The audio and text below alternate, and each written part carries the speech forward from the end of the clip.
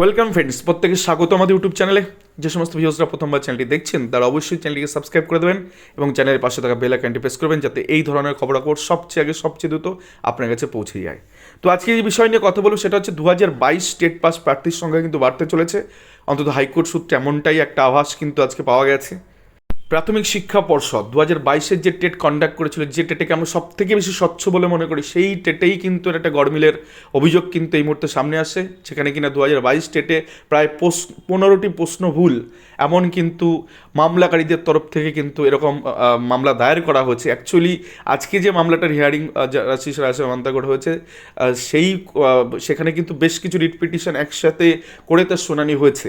আমরা দেখাবো কোন কোন মামলার আজকে শুনানি হয়েছে এবং সেক্ষেত্রে কোর্ট কী অবজারভেশন রেখেছে সেটা নিয়ে আমরা আলোচনা করব। তো আমি একটা ছোট্ট জিনিস মনে করি দিই, 2014 সালের টেটে যখন হয়েছিল এই সেম ঘটনা কিন্তু ঘটেছিল। সেক্ষেত্রে প্ল্যান ছিল টোটাল ব্যাপারটা, অর্থাৎ তৎকালীন পর্ষদ সভাপতি তিনি এবং তার সাথে যে তার নিয়ামক যে সংস্থা অর্থাৎ ওএমআর মূল্যায়নকারী সংস্থা, তাদের টোটালটা গট আপ গেম ছিল এটা, যে প্রশ্ন ভুল রাখলে হাইকোর্ট মারফত যদি এরকম কোনো অর্ডার করিয়ে নিয়ে আসা যায় তাহলে সেক্ষেত্রে তাদের চাকরি হতে পারে। এটা সিবিআই রিপোর্টে কিন্তু এটা উঠে এসছে, অর্থাৎ সিবিআই রিপোর্টে পরিষ্কার উল্লেখ করা ছিল যে প্রশ্ন ভুল মামলা কিন্তু প্রশ্ন ভুল রাখা ছিল শুধুমাত্র প্ল্যান করে, কারণ এটা একদম একজনের মস্তিষ্ক প্রসূত যে এরকম একটা ঘটনা ঘটানো যেতে পারে এবং সেই ঘটনা কিন্তু পরবর্তী ক্ষেত্রে অনেকের ভাগ্যের শিখে ছিঁড়ে দিয়েছে। আমরা দেখেছি যে প্রশ্নভুল থেকে 6 নাম্বার, যেমন ওখানে 6টি কোশ্চেনের ব্যাপার ছিল, 6 নাম্বার প্রশ্নভুল থেকে প্রচুর সংখ্যক প্রার্থী 2014 টেটকে সামনে রেখে কিন্তু অনেকে চাকরি পেয়েছে 16,500 ক্ষেত্রে। তো সেই প্রশ্নভুলে অনেকে চাকরি পেয়ে গেছে 6 নাম্বার পেয়ে, অর্থাৎ টেটে 6 নাম্বার পেয়ে তারা হয়তো অনেকে ফেল ছিল, তারা পাস হয়ে গেছে। কিন্তু এক্ষেত্রে যারা পাস করে গেল তাদের কিন্তু আজকেও সেই 6 নাম্বার কিন্তু অধরা।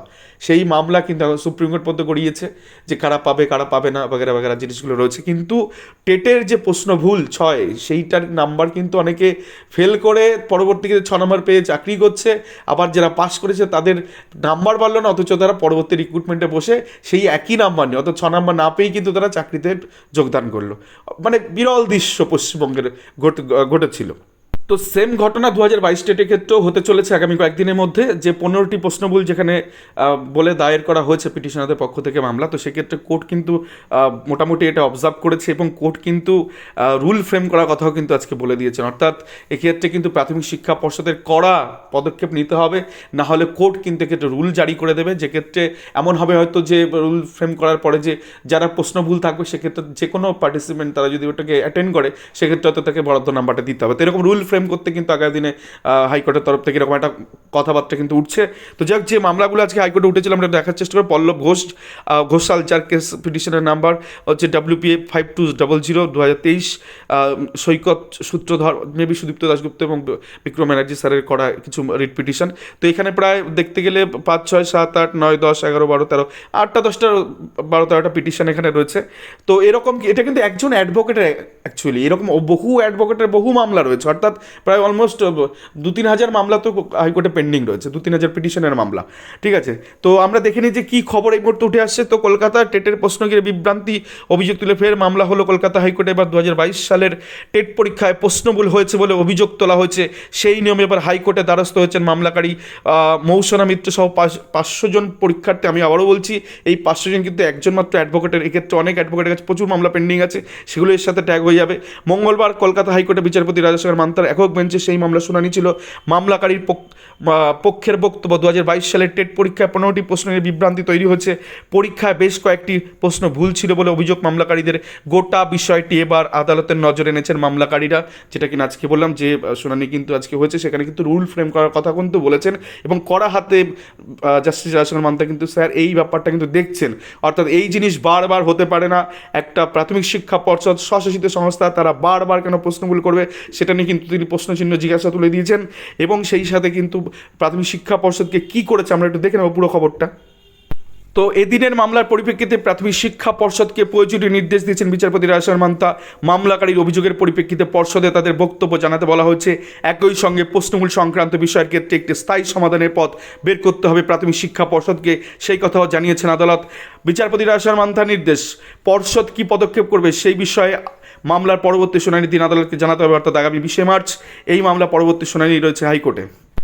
প্রসঙ্গত এর আগে 2014 সালে টেট পরীক্ষাতেও প্রশ্নমূল সংক্রান্ত মামলা উঠে এসেছিল কলকাতা হাইকোর্টে। সেখানেও প্রথমে হাইকোর্টের একক বেঞ্চে নির্দেশ দিয়েছিল সব পরীক্ষার্থীকে 6 নম্বর করে দিতে হবে। পরবর্তীতে সেই নির্দেশকে চ্যালেঞ্জ করে প্রাথমিক শিক্ষা পর্ষদ হাইকোর্টের ডিভিশন বেঞ্চে দ্বারস্থ হয়েছিল। তবে ডিভিশন বেঞ্চও সেই একই একক বেঞ্চের নির্দেশই কার্যত বহাল রেখেছিল। এবার 2022 সালের প্রাথমিক টেট পরীক্ষাতে প্রশ্ন নিয়ে ঘিরে বিভ্রান্তির অভিযোগে মামলা করালো কলকাতা হাইকোর্টে। যদি এই মামলা প্রথম না, আমি আগেও বললাম যে এই মামলা কিন্তু টেট হয়ে যাওয়ার পরপরই, যখন রেজাল্ট প্রকাশিত তার পরপরই এই মামলা অনেকগুলো দায়ের হয়েছিল, জাস্ট ফোকাসে আসলো এই মাত্র।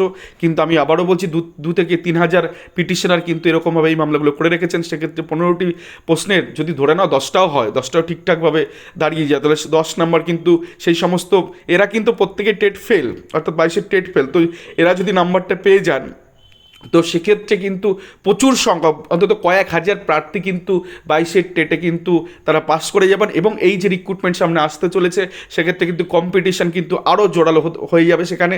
অর্থাৎ এই সংখ্যক প্রার্থী যারা টেট ফেল ছিল, টেট পাস হয়ে যাবে, তো কয়েক হাজার এখানে বেড়ে যাবে।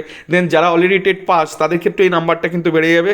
অর্থাৎ যে কয় নাম্বার যদি তারা অ্যাটেন্ড করে থাকে, এরকম কিছু রুল ফ্রেম যদি করে দেয় হাইকোর্ট, তো সেক্ষেত্রে তাদের নাম্বার বাড়বে। তো মোটামুটি বলাই বাহুল্য যে এই যে রুল ফ্রেম যদি একবার কোর্ট করে দেয়, তো সেক্ষেত্রে 2014 সালেও কিন্তু এই রকম ধাঁচে কিন্তু সুপ্রিম কোর্টে কিছু অবজারভেশনে কিন্তু রাখতে পারে, অর্থাৎ এই রুল ফ্রেম করার ব্যাপারে। অর্থাৎ যারা অ্যাটেন্ড করেছে তারা এই নাম্বারটা পাবে। তো যাই হোক, এই ছিল আজকের ভিডিও। আশা করি ভিডিওটা আপনারা বুঝতে পেরেছেন যে কী হতে চলেছে আগামী কয়েকদিনের মধ্যে।